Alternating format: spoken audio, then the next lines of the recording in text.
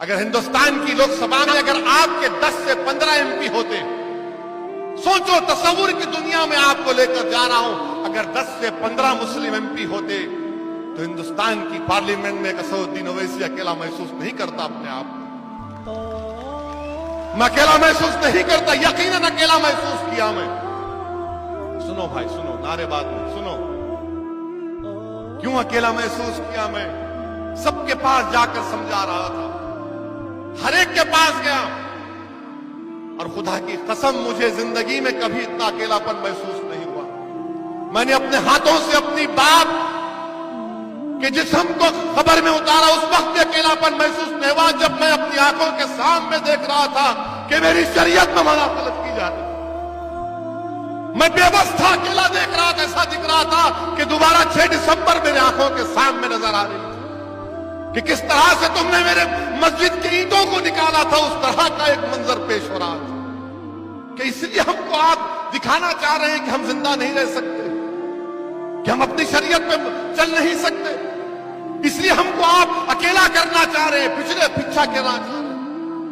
ہندوستان کی لوک سبھا میں جو لوگ تمام سیکولر پارٹیاں، ٹھیک ہے میں بھڑکاؤ بھاشن دیتا ہوں، میں سب سے خراب آدمی ہوں، ہندوستان کے اگر 100 کروڑ آبادی کا سب سے بدنصیب آدمی ہے تو ویسے یہ ٹھیک ہے، مگر یہ تو بتاؤ کہ 540 کے ایوان میں صرف 4% مسلم MP کیوں جیت کے آتے ہیں؟ سوچو بھائی، یہ آپ کے لیے کہہ رہا ہوں، مجھے شکوہ گلا آپ سے ہے، ان لوگوں سے نہیں ہے مجھے، کیونکہ آپ کو طے کرنا ہے آج۔ اگر آج آپ یہ سو جائیں گے کہ نہیں وہ ہے نا، آپ کیا کریں گے، متبادل نہیں ہے ہمارے پاس، ٹھیک ہے ہراؤ مودی کو۔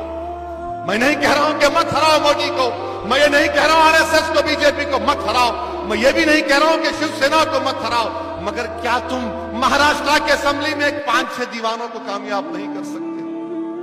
جو صرف تمہارے نام پر پاگلوں کی طرح تم بولے گا اٹھ وارث تو اٹھ جائے گا، بیٹھ وارث تو بیٹھے گا، بھاگ امتیاز تو بھاگے گا تمہارے نام پہ؟ بتاؤ میرے بھائی، کون ہے تمہارا پھر جن پر آپ نے بھروسہ کیا؟ وہ کیا کیے؟ لوک سبھا کی اس بحث کے ریکارڈ کو اٹھا کر پڑھ لو آپ، ہر ایک کی بحث آپ کے سامنے ہے، کسی کا نام لینا نہیں چاہتا، مگر سب ڈر رہے ہیں کہ الیکشن میں جیتنا ہے، ہم کو ہندو ووٹ نہیں ملے گا، یہی حقیقت ہے نا؟